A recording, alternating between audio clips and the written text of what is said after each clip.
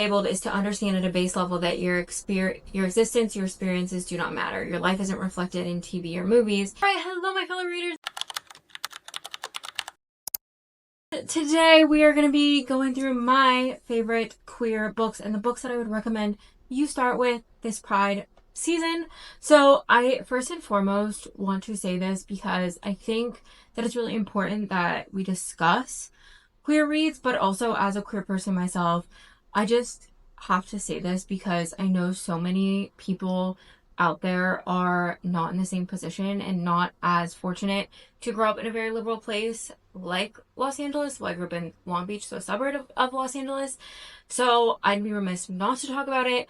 There are quite a lot of countries in this world that still have the death penalty, and to be honest with you, a lot of places in the United States are really going through it, and a lot of queer kids are going through it. And my trans brothers and sisters, you guys have been demonized. You have been told you're the problem. You are not the problem. You are loved. You are incredible. You deserve to be here. You deserve to have access to healthcare and name changes and passports and housing and healthcare. You guys deserve all of that. And it's a really unfortunate situation right now that we are living in, and my heart just goes out to all of you. So yes, with that being said, I want to share some of my favorite queer reads. I don't have all of them like physically because, well, I do have them physically, but what I did is I took pictures of certain parts of my bookcases because, quite frankly, there were certain series that are displayed really pretty and also just really massive, and I don't want to take them all out of their of their spaces on my bookcase. But a lot of these I did pull out. So anyway, I try to keep these in some type of category, in some type of order, but like, you know, I'm not sure if we're gonna be able to do that, so let's just get started. So the first kind of section I'm gonna start with is the YA section. So I'm going to share these books, and yeah, this is kind of an author, but all three of the books that I have read by this author, and I believe all three of the ones that they have published are all in my hands, and that is by Sonora Reyes.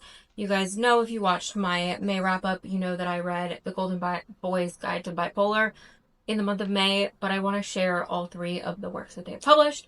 So we have The Lesbiana Guide to Catholic School. This is about someone's journey with religion and also being queer and what that looks like. I read this many, many years ago.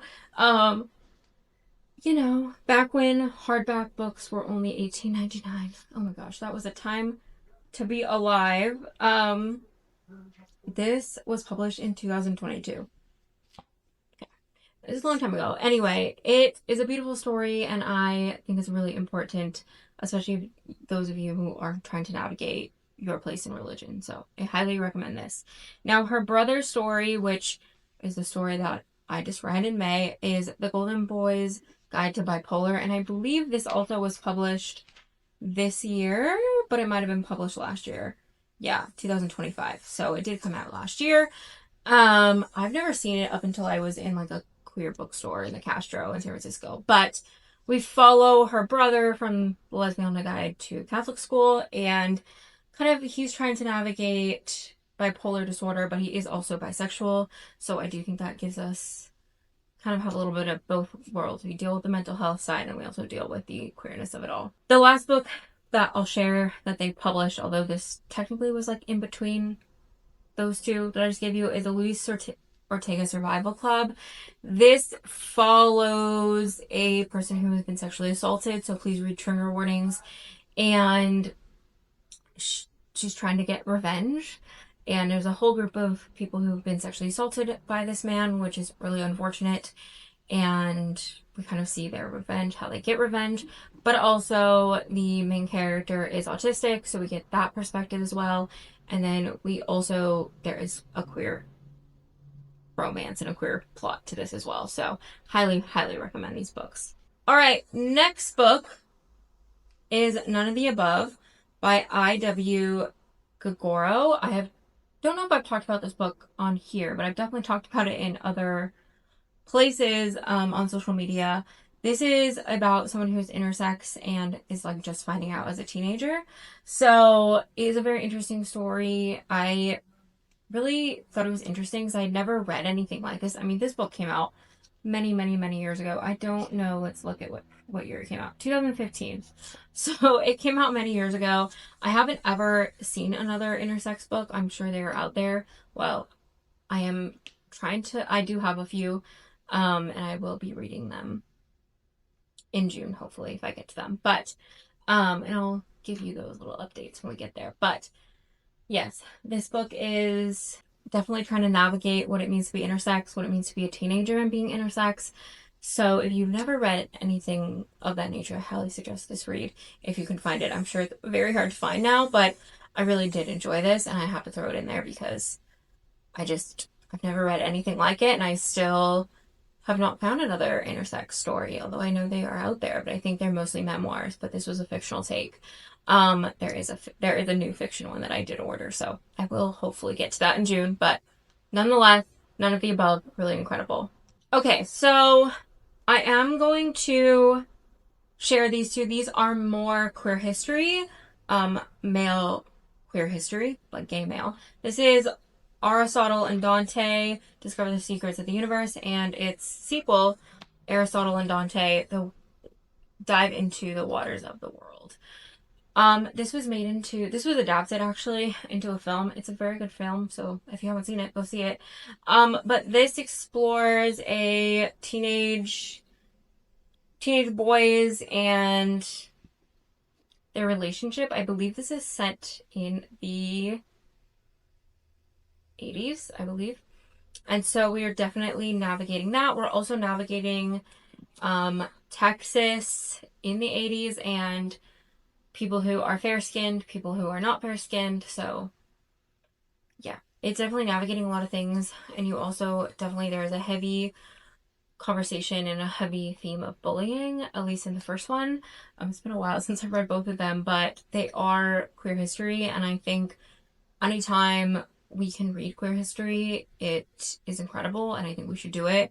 We should all educate ourselves. We should all understand how far we've come, but also we haven't gotten very far, but we should all understand that, and I highly would give these books a shot. Definitely the first one. The second one was okay for like a sequel, but I definitely like the first one for sure, and I think they definitely stand alone, so definitely give these a shot. Okay, next two, my hair is also driving me crazy. Anyway, next two are another queer historical type book. These are, although this one is two women. So we have your two males, and now we have your two women. So the first one is The Last Night at the Telegraph Club. This is, I believe, this is set in the 50s, and you can tell my spine is very much broken on this book, but it follows two women and what it's like to fall in love. They are teenagers, or kind of in their later teenage years. And then we have A Scatter of Light, which is kind of similar to like Aristotle and Dante. This is set before gay marriage was legalized, I believe, guys. It's been a while since I read this. 2008. So this is not the same couple, but they are related. One of them is related to the couple in this. So especially those of you who are not born in this era, and have lived through the 2000s and lived through gay history in the 2000s, because there is a lot, I would highly give both of these a read. I think for me, when I read this, I was alive in this era, so a lot of the things that they were going over and talking about, I definitely knew from firsthand experience. 2008, I was in middle school, so I definitely had knowledge of this kind of stuff. So that's all I'll say about it, but I do think both of them kind of navigate queer history at very, very pivotal moments. Is a video of mine where we're talking about queer reads if I don't put Mason Deaver on the list. If you're new around here, then, welcome to my crazy. But if you are not new around here, I love Mason Deaver and I love all the books that they write. And I will say I did throw this in with the young adult because 4 of their books are young adult, and then now this is adult. I know that they're coming out with another adult novel this year in August, and I'm so excited. Literally would do anything to get an arc of that.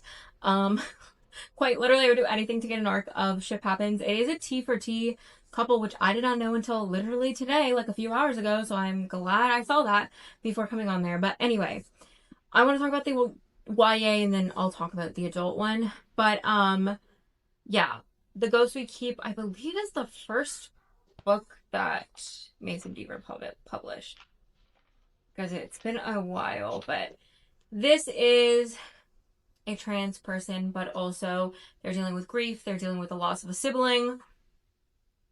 There's also a little bit of a kind of romance in here. We'll go with that. It's very sad, but it's also incredible. And yeah. Oh no, this came out after I Wish You All the Best.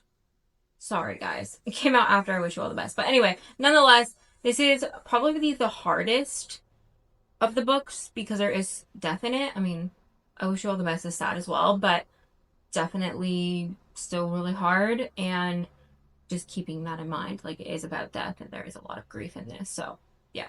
Okay, this is I Wish You All the Best. If you have not watched this movie, what are you doing? Go watch the movie immediately. So, this is about a non-binary teen who comes out to their very religious family and they get kicked out of the house and they go to live with their sister. And it's a beautiful story, also heartbreaking, but also so true for so many non-binary, trans, queer kids in the US and all across the world. So there's also a romance in it and it's very cute. Okay, I'm hoping my lighting didn't get like completely jacked up. I had to close my window. Sorry, there was like someone outside and I just was like not trying to film like that. But anyway, where was I? Oh, I was at The Feeling of Falling in Love. This is my favorite book by Mason Deaver. I love this book. It's a road trip. I can't say anything else. You gotta go read it. But yes, it is a road trip, and I think those are really fun to read. Also, please turn this into a film. Let's get the right soul to this because this is so good. Okay.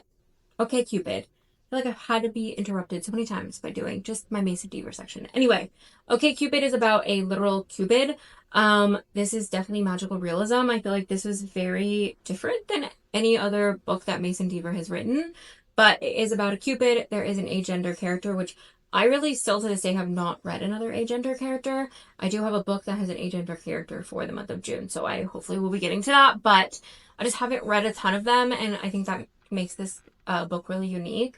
And I think, first of all, this cover is very deceiving. So those of you who need a book that's kind of deceiving, this kind of, you could probably get away with it. And yeah, it was very good. I mean, it definitely is not my jam. I don't read a ton of magical realism still to this day. So definitely not my full vibe, but honestly, anything Mason Deaver writes, I'm going to buy. So it is what it is. But I do encourage this, especially those of you who need a deceptive cover. And if you're interested in reading an agender character, highly recommend. All right, next for the adult novel that is Mason Deaver's, that is the Build-A-Better Boyfriend Project. This follows Elliot, and he's just kind of like in a, not necessarily dead-end job, but assistant job. And he ends up writing articles, and it's kind of following this, him trying to be in a relationship. This is, I would not say this is like super steamy in any way, but there is like some spice. There's like I would say like 1.5 to 2 chili spices. But like anything Mason Deaver writes, it's incredible. It handles trans issues and transness very well and doesn't just like make it about being trans. So highly recommend. These are Stay Gold and Act Cool. These are both trans stories. Again, if you want something that's like discreet, definitely go with this or this. This is by Tobley McSmith. I'm hoping I'm saying that author's name correct. But these are both incredible, and I feel like I need to go see if this author has written anything else. But I don't think they have. But anyway, these are trans stories. We follow very different situations. Both of them, though, have very complicated family dynamics. So it's always interesting to read that. It's always interesting to learn those perspectives. Highly would highly recommend these. All right, so I obviously can't do this video without putting in here Heartstopper. I love these books. I mean, I have all of them and I'm very excited for the new comic to come out. This is the only comic book I have ever read, and this will be probably the only comic book will ever read. It's really incredible. I love it. The show's awesome. I think for those of you who are early on in high school, this is really good. Obviously, even as an adult, I love it, but it definitely does have like a high school, like early high school vibe to it. So not necessarily in the later books, but in the early books, obviously I can't not mention Heartstopper because it's Heartstopper, but highly recommend if you haven't read them. I feel like most people have read them or seen the show, and I feel like obviously gotta include them. Hello. Okay, so now I'm gonna talk about adult queer history, so we're kind of switching into our adult section here. Okay, so for the adult history, I have 2 books from Randy Schultz. There's obviously a lot of people that talk about queer history, but I think one of these is more fictionalized, but there's a lot of real world things going on in it, and that is And the Band Played On and The Mayor of Castro Street. I have read both of them. I love Harvey Milk, so we have that. But And the Band Plays On, why can I never say this title? And that Band Plays On is about AIDS, about the AIDS crisis in the 80s. It's been a very long time since I've read this book. I read this book as a senior in high school, so over a decade ago. It is definitely yellowed, but I think for people who were not born in that era, but also like don't have a lot of exposure to the 80s and the AIDS crisis, this is a really good introduction. I mean, it's a huge book, but it's really, really incredible. And then we have The Mayor of Castro Street, which of course is about Harvey Milk. Like, obviously it's about Harvey Milk. This is not fictionalized. This is like real life. So these 2. All right, so now we're getting into like more of our adult romance section because there are quite a few, guys. So anything that Alexis Hall writes, I know there's like one other up the top of that, but honestly that book's really good as well. But Alexis Hall writes incredible stuff. Love him. Anything, I will recommend anything. I know Father Material is coming out in June, so I'm definitely gonna be getting my hands on that. I think Boyfriend Material, Husband Material, and Father Material are kind of like the go-tos, and you should start with those, but I love all of the books that I've read. And then of course we have Heated Rivalry. Cannot not mention that. Obviously. But I feel like the show took everybody by storm, and now everyone's trying to get their hands on their books. I read them when they were like the old covers. Those were like, I don't have them. I have the whole series and like the newer covers, but I did read them on my Kindle with the old covers, so there's that. But I think all of them are pretty incredible. You should read the whole series. If you've only read Shane and Ilia's story, you should go back and read everybody's story. Sounds like a plan. You're gonna do it, right? Hopefully. Okay, so for like a WLW author that is adult, I have a couple. So I'm gonna share them, and you're gonna be nice. Okay? These are Ashley Herring Blake's books. I have all 3 of, I don't even know what this series is technically called. So yes, these are these. The ones that rhyme, although most of her books rhyme. All of these are pretty incredible. I think my favorite one is Ashford Parker Doesn't Fail. But all 3 of these are very incredible. These are spicy though, so just keeping that in mind. And then the other 2, I definitely didn't love Make the Season Bright as much as I loved Ashley Herring Blake's other books, but nonetheless, it is a book that she's written. And then I have Dream On Ramona Riley. I also have the new one, which is Get Over It, April Evans. Now that it's coming back to me, but sorry guys. Okay, next WLW author that is adult is Meryl Winsner. There you go. Technically this has a non-binary person in it, but we're just gonna say WLW, even though I don't like that because I don't want to erase the non-binary person's, like the non-binary character in this, but we're just gonna throw it in here because it's all the same author.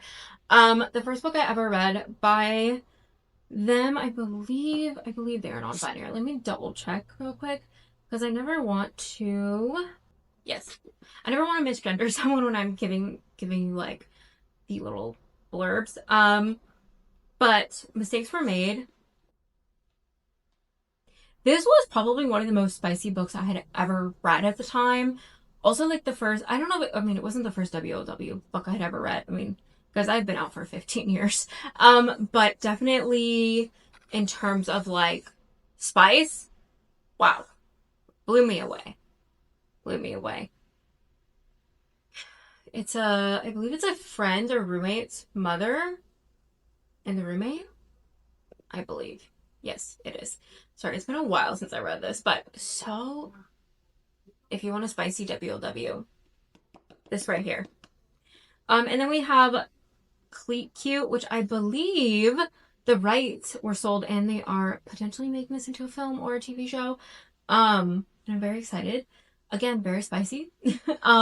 This deals with soccer players, so if you like soccer, highly encourage it. I'm not a huge soccer fan, but I really did like this book.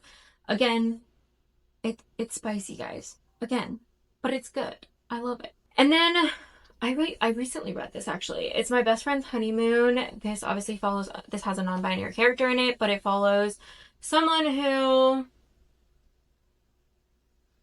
decides to not get married to their fiance and then goes on a honeymoon with their best friend. And then this happened. So, you know the drill. Okay. Of course, I'm going to throw this in there. Is Red, White, and Royal Blue. By Casey McQuiston. I have read, I think, all of Casey McQuiston's books, I believe. I know there's a new one coming out with the correspondence between these two. I would say this one is definitely my favorite out of the books that they've written. The pairing was just not it for me. But out of them, I think you should read this one. I highly recommend it. Of course, most of you have probably already read these. But this is just one of my favorites. I think it's cute. The spice in it was good. Incredible. Oh my gosh, there's like a random... Holy moly, guys. I don't think I've ever opened this because this is I believe a signed copy. Yeah, I did not get it. Someone on my TikTok that I've known for a very long time sent it to me. We're finding out new things today because I've like found a couple different things in these books. Goes to show you like how much I just put things on my shelf and then I never think about them because they're some of my favorite books and I feel like they just have to sit there and live there. Okay, so they're all dusty, which they shouldn't be because I just read these books. So anyway, we have Kiss the Villain and Hunt the Villain. Rena Kent can write a dark romance really like no other. I have read the other one as well. For Fury of Gods. There you go. I just don't own it physically, but these two are incredible. I know that she's coming out with another romance in a different series, but here's the thing. I'm not going to read Rena Kent straight romances. Simply not. Unless they have not reading them. But listen to me, guys. These are good. If you want a dark spicy romance, these are good. I mean, they're spicy and things get crazy, but they're good. I definitely liked Hunt the Villain more than I liked Kiss the Villain. But that's beside the point. I like both of these, and if you're looking for something like that, please do that. Okay, so for the last insert is the Pucking Around series, or the Jacksonville Rays series by Emily Rath. I love all of these. I just reread Pucking Strong. I will say Pucking Sweet is definitely not my favorite. It's like my lowest rated of them. Pucking Strong it's just like really taken above Pucking Around. I don't know why, but like that book just top tier for me right now. But they're all very good. I have some of the indie published ones, and now obviously they're actually published, which is very hard because now my things don't match, which I don't like.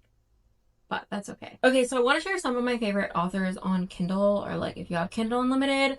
Kriya Ratan, she writes some very spicy, very kink heavy books. So if you're interested in that, I would highly recommend them. I love her hockey series. I've loved every single series I've read by her, but love her hockey series and then the shoot off with all the kids.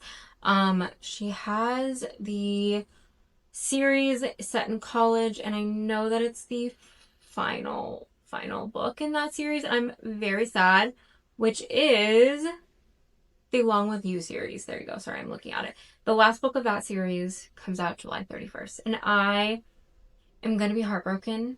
I'm going to be so sad, but love all the books that I've read by her. Also love Saxton James, anything that she writes, incredible, with Eden Finley. Her hockey series, again, that was the final one a few months ago, or in April. Incredible. Lovely. Love it. C.E. Reese, again, her series as well. Really, really, really incredible. Now we're just like firing through them, but there is a fair bit of them. Riley Hart is another one that, similar to Kriya Ratan, does write very, very, very kink heavy stuff. So just be warned about that, but I do really enjoy those books. Not all of Riley Hart's books I love, but I do like a number of them. So do with that information as you will. Okay, now we're down to my last two. I mean, I kind of talked at nauseum about queer books because I read a lot of queer books, but I wanted to kind of give you just my favorites. There are quite a bit in here. So I would say probably a new one to this list this year, but also I read the other book by this author and I didn't like it as much, but this book, I don't know if it was like right time, like right book, right time. I don't know what it was, but Disappoint Me.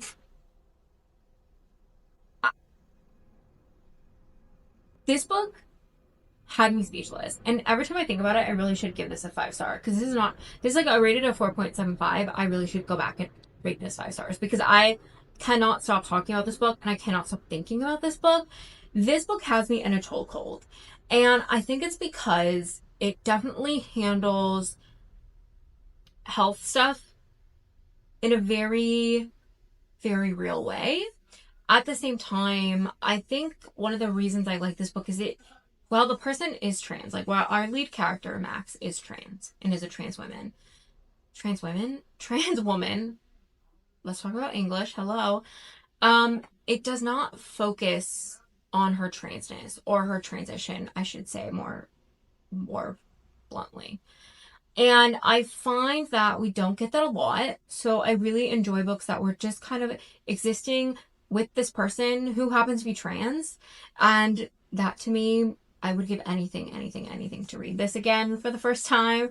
I probably should just go back and rate this 5 stars, guys. But regardless of that, incredible, beautiful, lovely piece of work. Okay. Again, this has to be the final book because it is the top for me, okay? And I know this author just came out with a memoir that I do not have my hands on, but I will be getting my hands on it as soon as I possibly can. But I cannot find it in any of my local Barnes and Nobles, and we don't have any like queer bookstores around here, despite the fact that I live in a very queer city. Don't know why that is, but that's fine. Just by looking at him, by Ryan O'Connell. Who didn't see that coming, guys? If you're new to this channel, y'all know this. I talk about this book quite often.